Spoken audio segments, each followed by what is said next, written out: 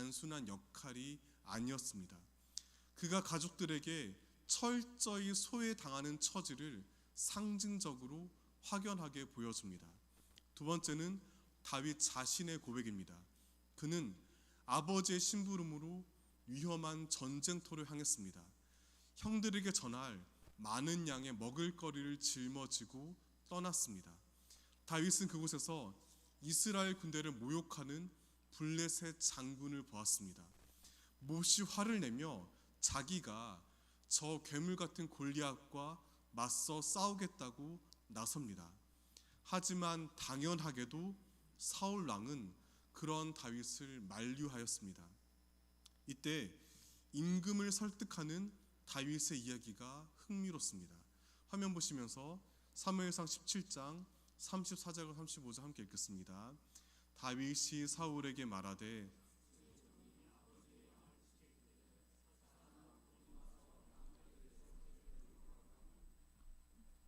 내가 35절입니다. 내가 따라가서 그것을 치고 그 입에서 새끼를 건져내었고 그것이 일어나 나를 해하고자 하면 내가 그 수염을 잡고 그것을 쳐 죽였나이다. 이러한 다윗의 증언을 통해 분명히 확인할 수 있습니다. 그가 아버지의 양떼를 돌봤던 유다 광야는 한가로운 전원 목장이 아닙니다. 동화 같은 아름다운 이야기의 배경이 아닙니다. 사자나 곰처럼 맹수가 나타나는 위험천만한 장소입니다. 양은 물론이고 다윗의 목숨까지 위협했습니다. 너무나 음침하고 살기가 가득한 죽음의 골짜기입니다. 이때 다윗의 나이를 유념할 필요가 있습니다. 아주 정확하지는 않지만 추측할 수 있는 중요한 근거가 있습니다. 사무엘상 17장 13절을 보면 다윗의 7형 중에서 3명이 입대합니다. 그렇다면 넷째 형부터는 군대에 가지 않아도 되는 나이입니다. 그렇다면 거기다가 민수기 1장에 따르면 군대 가지 않는 나이는 19살 이하입니다. 그렇다면 이를 토대로 여러 정황을 종합해 볼 때 다윗은 대략 10대 초반이었을 겁니다. 분명 어린이는 아닙니다. 그렇다고 아직 다 자라지도 않았습니다. 사울의 군복과 투구가 몸에 맞지 않은 미성년입니다. 맹수가 위협하는 광야로 양을 몰고 나가기에는 아직 어립니다. 어린 양이 목자의 보살핌을 받듯이 여전히 부모의 돌봄이 필요한 나이입니다. 만약 여러분이라면 이러한 막둥이를 돈 벌어 오라며 위험한 일터로 혼자 내보내실 수 있으시겠습니까? 정상적인 부모라면 할 수 없는 행동입니다. 하지만 다윗은 그 어린 시절 양떼 사이에서 외로움에 사무쳐 두려움과 추위에 몸을 떨며 밤을 지새야 했습니다. 물론 이 상황을 오늘날 청소년 인권 개념으로 이해하기는 무리입니다. 그 당시에는 지금처럼 심각한 문제로 받아들이지는 않았을 겁니다. 그럼에도 다윗의 성장기를 묘사하는 성경의 태도는 일관됩니다. 부모에게 당한 철저한 배제와 소외입니다. 그런 까닭에 그는 시편 27편 10절에 이렇게 가슴 아픈 고백을 남깁니다. 제가 읽어드리겠습니다. 내 부모는 나를 버렸으나 여호와는 나를 영접하시리이다. 내 부모는 나를 버렸으나 여호와는 나를 영접하시리이다. 너무나 가슴 아프고 슬픈 독백입니다. 어린 시절 겪은 그 끔찍한 상처가 고스란히 녹아 있습니다. 하지만 다윗은 절망에 빠져 허우적거리지 않았습니다. 목자로서 자신에게 주어진 소명을 충실하게 감당합니다. 전쟁터에서 사울에게 설명한 그의 일상을 다시 떠올려 보시길 바랍니다. 수시로 사자나 곰이 나타나 양떼를 덮쳤습니다. 너무나 두렵고 떨리는 상황입니다. 본능적으로 목숨을 부지하기 위해 누구나 도망치기 마련입니다. 특히나 어린 청소년은 더더욱 그러합니다.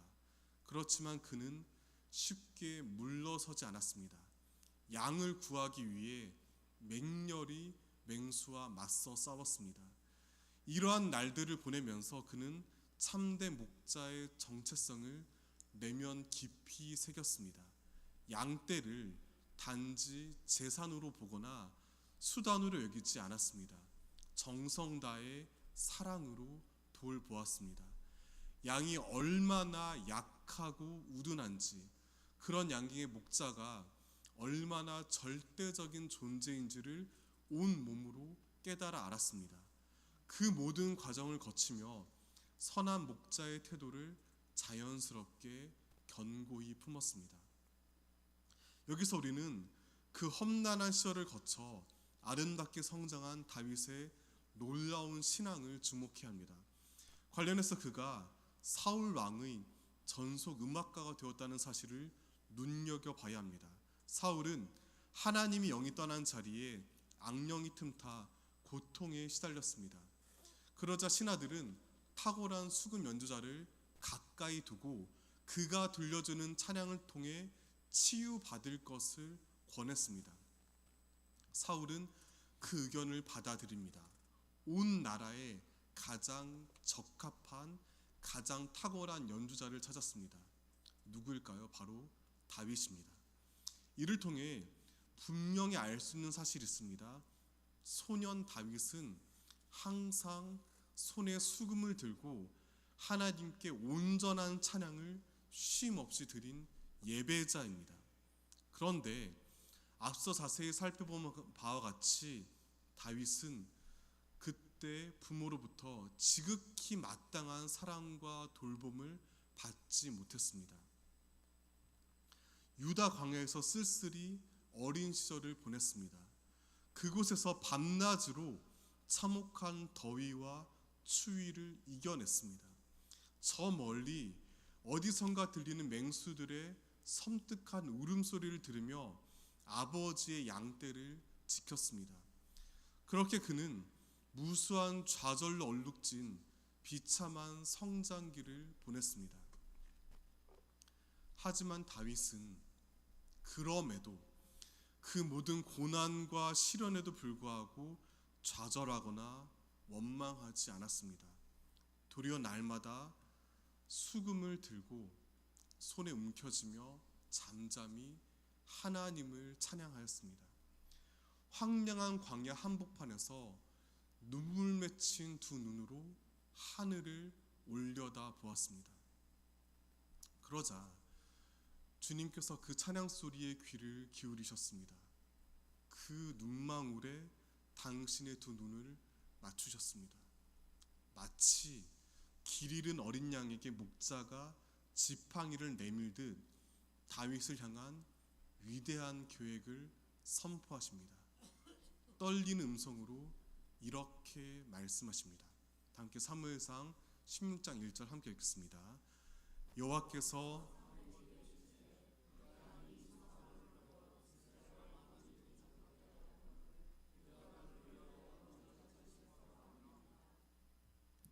이어서 설레를 넣으세요. 너는 뿔에 기름을 채워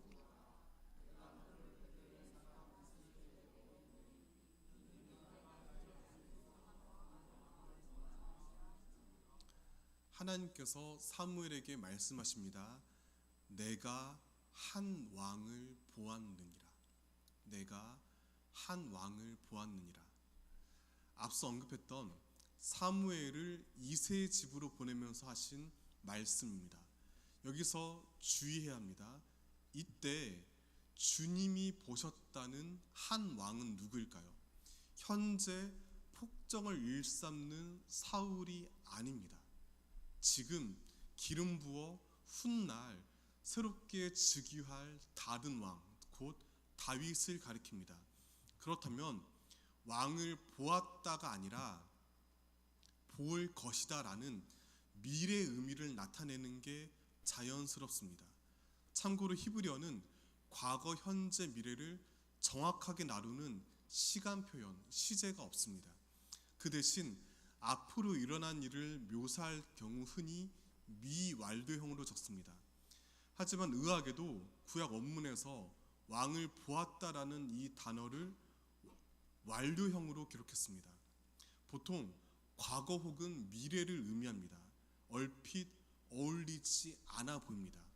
다윗이 왕이 되는 것은 엄연히 미래 사건이기 때문입니다. 하지만 마치 이미 일어난 것처럼 완료형으로 생생하게 묘사하는 경우를 가리켜서 설명 보시듯이 히브리어 문법에서 예언적 완료형이라 부릅니다. 이것은 하나님의 확고한 의지와 결심을 드러내는 구약 성경의 생생한 강조법입니다. 주님의 계획은 인간의 시간 경험을 초월하기 때문입니다. 여기에 한 사람, 다윗의 인생 전체를 아우르는 주님의 눈길이 담겨 있습니다. 따뜻하게 양떼를 돌보는 목자의 손길이 드러납니다. 앞서 보았듯 지금 다윗의 모습은 왕과 전혀 거리가 먼 초라한 목동에 지나지 않습니다.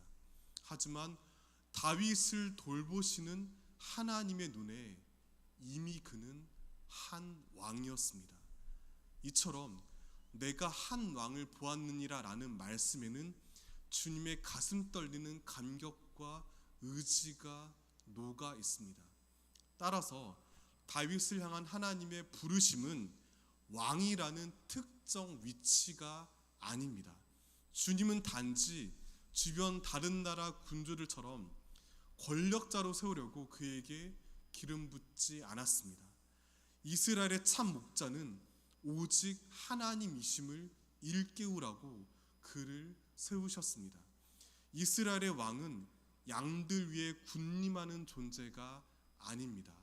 목자 아닌 목자입니다. 자기 역시 양떼의 일부임을 명심하며 참 목자이신 주님의 음성을 먼저 듣고 앞서 나아가 나머지 양들을 이끄는 존재입니다. 다윗이 곧바로 왕좌에 오르지 못한 이유가 바로 여기 있습니다. 사무엘을 통해 기름 부음 받았지만 골리앗을 쓰러뜨리고 백성의 절대적인 지지를 받았지만 하나님의 약속은 너무나 멀리 보였습니다. 한참 동안 먼 길을 돌았습니다. 10년 가까이 힘겨운 도피 생활을 했습니다. 심지어 목숨을 부지하기 위해 미친 척까지 하는 수모까지 겪었습니다. 그야말로 사망의 음침한 골짜기를 지나던 시간입니다. 목동으로 보냈던 소년기 못지않게 어둡고 어두운 나날이었습니다. 동시에 은혜의 시간입니다. 그 모든 시련을 통해 다윗은 목자이신 주님을 온전히 의지하는 지도자로 자라갔습니다. 이스라엘 왕으로서 자기 정체성을 가다듬었습니다. 그것은 어느 한순간에 결코 완성될 수 없었습니다. 일생에 거친 과정입니다. 하나님 안에서 날마다 진정 왕이 되어가는 또 다른 부르심이었습니다. 마침내 다윗은 왕관을 머리 위에 씁니다. 그 후 그는 이스라엘 역사상 가장 위대한 통치를 실현하며 메시아를 예고하는 중요한 인물이 되었습니다. 하지만 그는 두 가지 중대한 잘못으로 하나님의 준엄한 심판을 받았습니다. 바로 우리아의 아내 밧세바를 뺏은 일과 온 이스라엘 가운데서 군대로 모일 수 있는 사람들의 숫자를 헤아린 사건입니다. 이 두 행동에는 공통점이 있습니다. 그 시대 왕이라면 매우 당연하게 휘둘렀던 통치 행위입니다. 왕이 자기 눈에 들어온 여인을 마음대로 곁에 두는 사례는 역사책에 너무나 많습니다. 심지어 왕가의 혈통을 늘리는 정당한 행동으로 평가받기도 합니다. 백성 중 누구도 감히 막아설 수 없습니다. 그렇지만 다윗이 밧세바를 취하기 위해 벌인 짓은 하나님 보시기에 악한 행위에 지나지 않았습니다. 또한 왕이 자국의 군사력을 확인하는 것은 어찌 보면 마땅히 해야 할 일입니다. 임금의 가장 중요한 책무는 적의 위협으로부터 백성을 보호하는 것입니다. 군대를 모으고 훈련시키는 데 많은 노력을 기울여야 합니다. 그러기 위해 가장 기본적으로 병사의 숫자부터 파악해야 합니다. 그럼에도 주님이 이 일을 엄중히 금하신 까닭은 분명합니다. 어느 순간 현실을 핑계로 하나님보다 창과 칼과 병거를 더 신뢰하게 되기 때문입니다. 그렇다면 하나님이 이 두 가지 죄악, 즉 밧세바를 아내로 삼은 것과 인구 조사를 한 것을 두고 다윗에게 경노하신 이유는 분명합니다. 그가 어느새 권력에 취해 부르심을 잊었기 때문입니다. 이스라엘의 참 목자이신 하나님의 다스림에서 어느새부턴가 멀어졌기 때문입니다. 자신에게 주어진 소명을 잊고 백성을 충실히 섬기지 않았습니다. 자기가 이미 왕이 다 되었다고 착각했습니다. 사울과 다윗의 차이는 바로 이 지점에서 극명하게 갈립니다. 사울은 거듭되는 하나님의 경고를 끝내 외면했습니다. 목자이신 주님의 손길을 거부했습니다. 기필코 권력을 잃지 않으려다 파국을 향해 달려갔습니다. 그 결과 참혹한 최후를 맞이합니다. 반면 다윗은 주님이 나의 목자이심을 그분 앞에서 겸허히 인정하고 회개했습니다. 그리하여 이 땅에서 주어진 생을 아름답게 마무리할 수 있었습니다. 열왕기상 1장은 그러한 다윗의 말년을 기록합니다. 그는 몹시 늙어 이불을 덮어도 냉기를 느낄 정도로 기력이 몹시 쇠했습니다. 그러자 신하들은 이스라엘 전역에서 가장 예쁜 처녀 아비삭을 찾았습니다. 그녀를 안고 따뜻하게 주무시도록 왕에게 건의합니다. 노회한 정치인들의 교묘한 술책입니다. 굳이 따지면 율법을 어기는 건 아닙니다. 죄의식을 가질 필요는 없습니다. 그러면서도 노쇠한 임금이 충분히 좋아할 만한 절묘한 의견입니다. 그런데 여기서 정작 당사자인 아비삭의 처지는 완전히 무시당했다는 사실을 주목해야 합니다. 사실 예쁘다라는 기준은 보편적이면서도 주관적입니다. 사악한 정치가 작용할 여지가 충분합니다. 따라서 밤마다 늙은 임금의 품에 안기는 어린 처녀로서는 너무나 무섭고 수치스러운 역할을 고관 대작의 여식에게 맡길 리 없습니다. 아비삭은 이스라엘 변방지역 수넴 출신입니다. 권력에 저항할 수 없는 가난하고 힘없는 집안의 딸일 가능성이 매우 큽니다. 마치 우리아의 아내 밧세바가 왕의 부름을 거부할 수 없었던 상황과 비슷합니다. 다윗은 이 모든 복잡한 정황을 냉철하게 파악했습니다.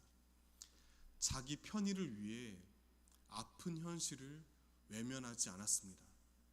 단호하고 위대한 결정을 내립니다. 화면 보시면서 열왕기상 1장 3절과 4절 함께 읽겠습니다. 이스라엘 사방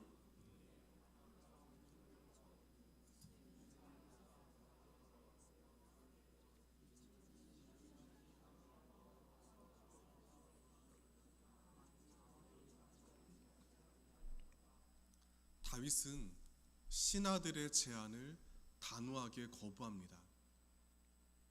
끝까지 아비삭과 잠자리를 함께하지 않았습니다. 자신은 평생 하나님의 이끄심을 따라 왕이 되어가는 존재임을 일생에 거쳐 분명히 깨달았기 때문입니다. 지난날 저질렀던 잘못을 철저히 회개하고 양떼를 섬기는 소명을 한결같이 성찰한 결과입니다. 성경이 이 사건을 결코 가볍게 넘기지 않고 기록해 오늘 우리에게까지 들려준 이유입니다. 그는 자신의 필요와 욕구를 채우기 위해 하나님 앞에서 범죄하기를 단호히 거절했습니다. 예쁜 처녀를 품고 침대에 눕는 건 세속 군주로서는 자연스러운 선택입니다. 하지만 주님께 기름 부음 받은 목자로서는 옳지 않은 행동입니다. 다윗은 아비삭을 탐욕의 수단으로 대하지 않았습니다. 그 대신 아끼고 돌봐야 할 길 잃은 어린 양으로 여겼습니다. 어떻게 그럴 수 있었을까요? 어떻게 다윗은 그렇게 고결한 인격과 신앙을 이룰 수 있었을까요? 그가 23편을 통해 찬양했듯이 주님을 나의 목자로 진심으로 믿었기 때문입니다. 다윗은 그 고백을 생의 마지막 순간까지 굳게 붙잡았습니다.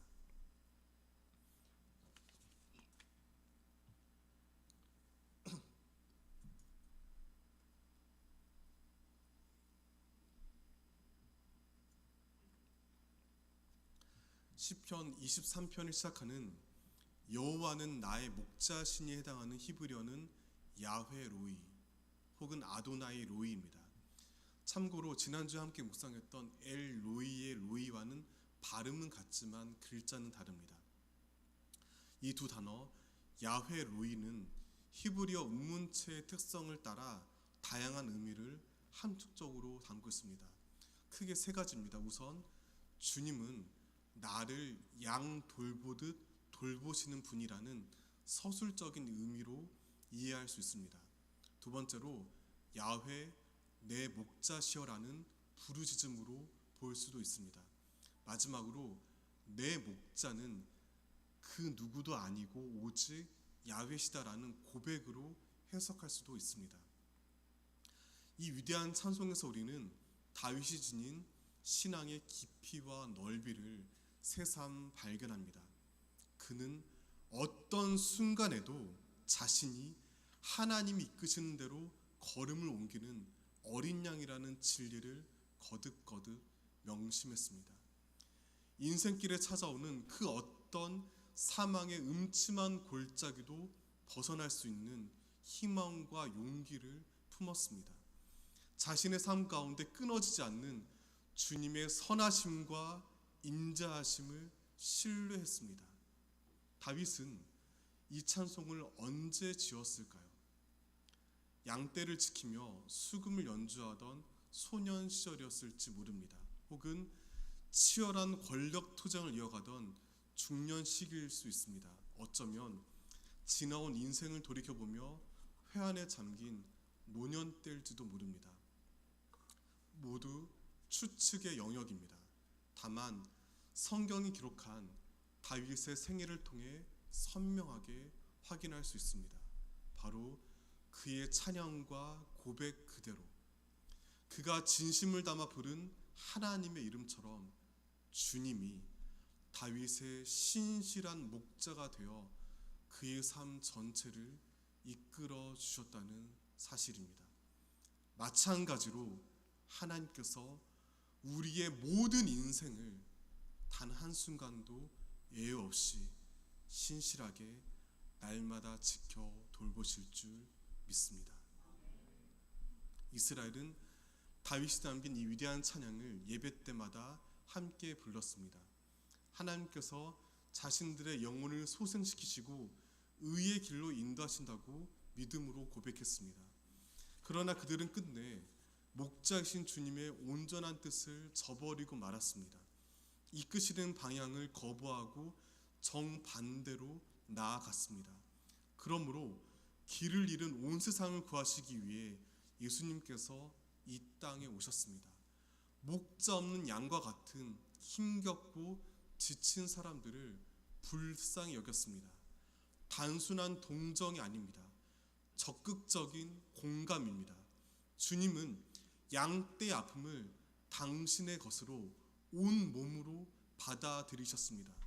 그런 까닭에 자기 정체성을 이렇게 명백히 선언하십니다. 요한복음 10장 14절과 15절 함께 읽겠습니다. 나는 선한 목자라. 양도 나를 아노시 아버지께서 나를 아시고 내가 아버지를 아는 것 같으니 나는 양을 위하여 목숨을 버리리로다. 예수님은 선한 목자이십니다. 주님의 십자가와 부활은 양떼를 위해 목숨을 버린 목자의 지극한 사랑 표현입니다. 여기서 우리는 하나님을 나의 목자로 고백하는 모든 사람들에게 주님이 주시는 진정한 희망과 생명을 발견합니다. 그 어떤 사망의 음침한 골짜기를 지날지라도 주님이 반드시 건져 주실 줄 믿습니다. 아멘. 그러므로 지금 나에게 뻗어오는 지팡이와 막대기를 신뢰하시길 바랍니다. 바로 거기에 갈수록 혼란스럽고 불확실한 시대를 살아갈 희망이 살아 숨쉽니다.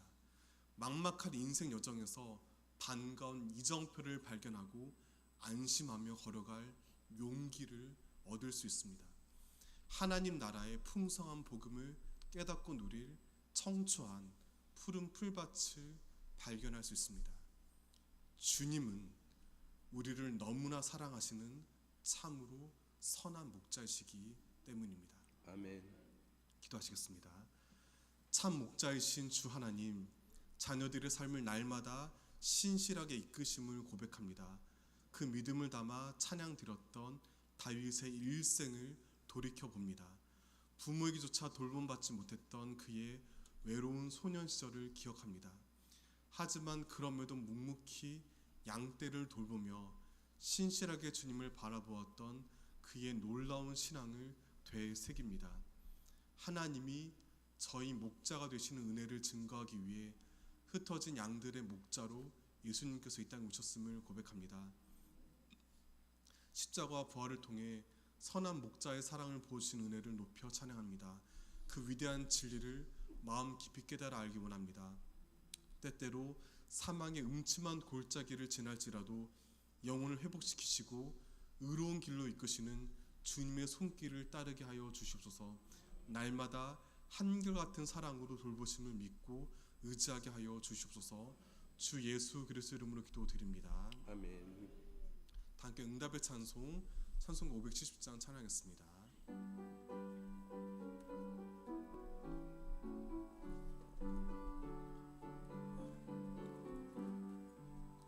주는 나를 기르시는 목자요, 나는 주님의 귀한 어린 양.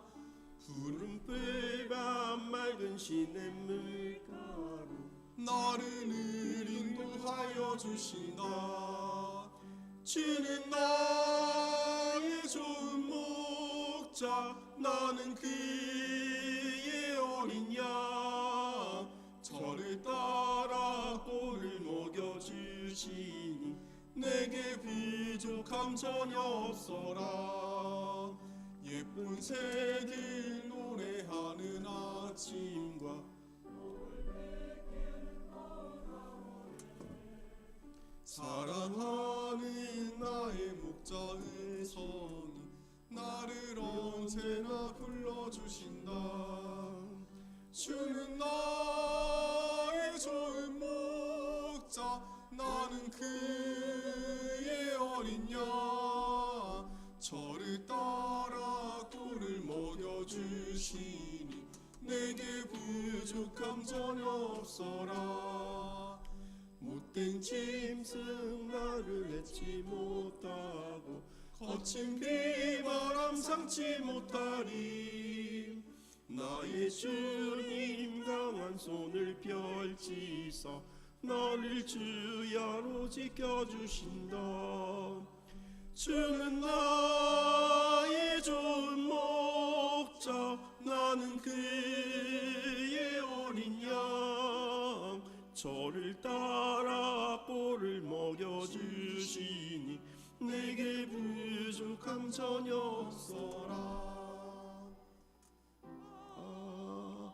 아멘. 다 함께 봉헌하시겠습니다.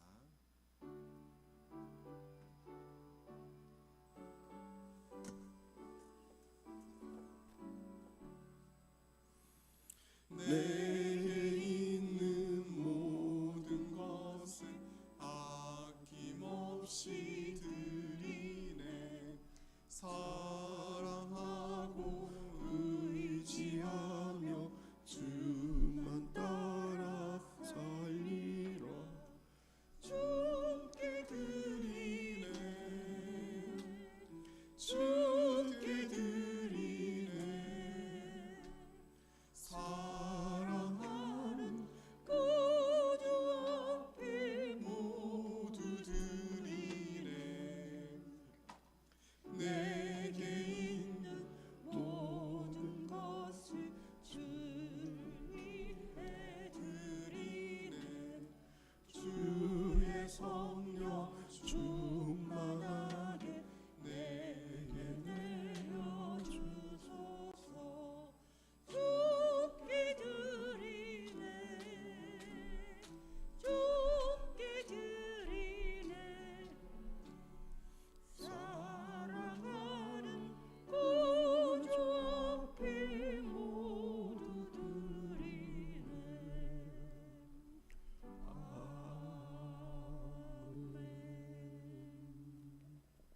날마다 양떼를 선함과 인자하심으로 돌보시는 주 하나님, 사망의 음침한 골짜기와 같은 어두운 시간을 이겨내며 거둔 삶의 결실을 주님께 드립니다. 기쁨으로 받으시어 선한 목자이신 주님의 사랑을 널리 전하는 일에 사용하여 주시옵소서. 탄식하며 구하는 기도에 귀 기울이실 줄 믿습니다.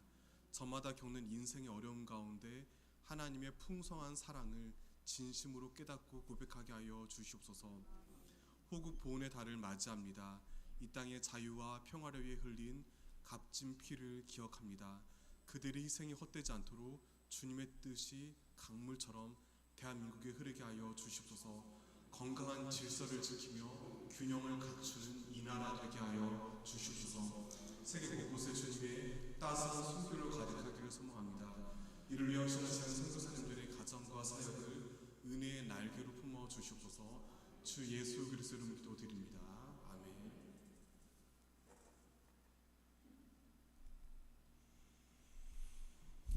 교회 소식 말씀드리겠습니다. 공동의회가 오늘 2부 예배 후에 곧바로 있습니다.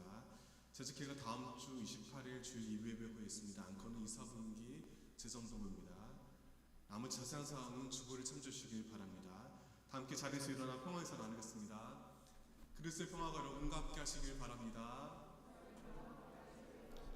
이제 주위 사람들에게 그리스도의 평화 전하며 인사 나누겠습니다.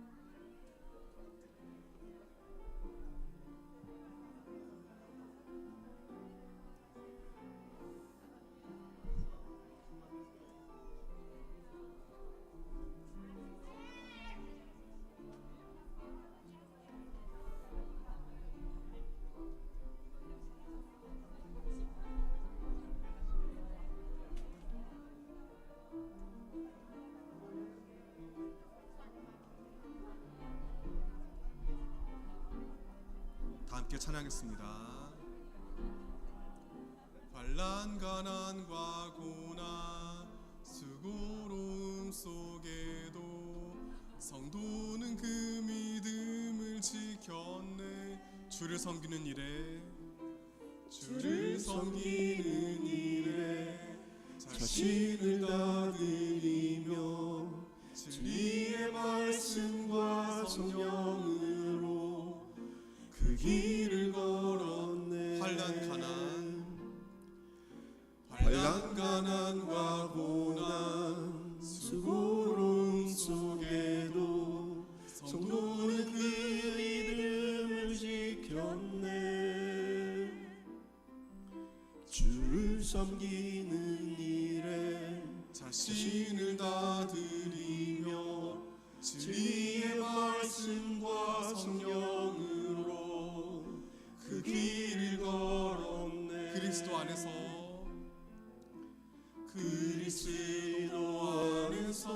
새롭게 하시고 그리스도로 인하여 자유케 되었네. 우리는 무명하나 유명한 자유, 죽음의 위기 속에도 참 생명 가졌고 근심하나 기뻐하며 가난하나 다른 이를 부욕해 하는 자로다. 우리는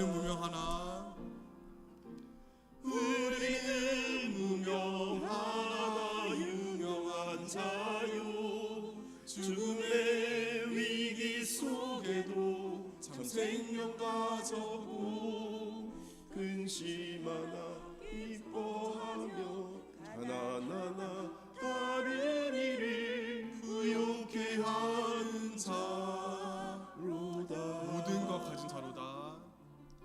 모든 것 가진 자로다.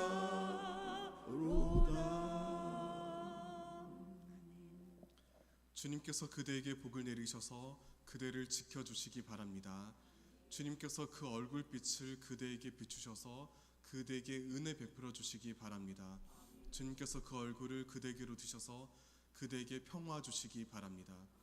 선한 목자이신 주 예수 그리스도께 주시는 은혜와 아버지 하나님 베푸시는 사랑과 성령님 이루시는 사귐이 참된 찬양과 순종의 삶을 살아가게 하지만은 이 자리에 모인 온 성도와 이들의 가정과 삶의 자리 가운데 대한민국 세계 열방 위에 영원히 함께 하시기를 축원합니다. 아멘.